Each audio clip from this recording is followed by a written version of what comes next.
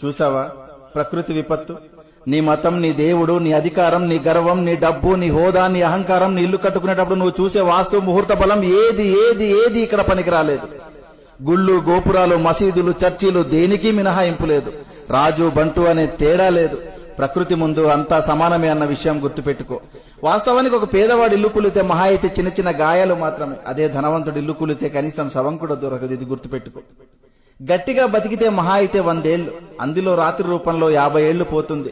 మిగిలిన 50 ఏళ్లలో ఏమీ తెలియని పసితనం అంటే బాల్యంలో 10 ఏళ్లు గడిచిపోతుంది. మిగిలిన 40 ఏళ్లలో చిట్ట చివరి వృద్ధాప్యంలో దినదిన గండంగా 5 ఏళ్లు గడిచిపోతుంది. ఇంకా నీ కోసం మిగిలింది కేవలం 35 ఏళ్లు మాత్రమే.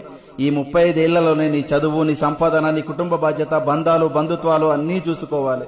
కాబట్టి జీవితం చాలా చిన్నది. ఇది తెలియక కులాలు, మతాలు, పార్టీలు అనే పగలు ప్రతీకారాలతో రగిలిపోతున్నారు. ఇది వద్దు. సాధ్యమైనంత వరకు నీ శక్తి మేరకు నీ సమాజానికి నీకు గుర్తుగా ఏదో ఒక మంచి పని చేసే వెళ్ళిపోదాం. చూసావా?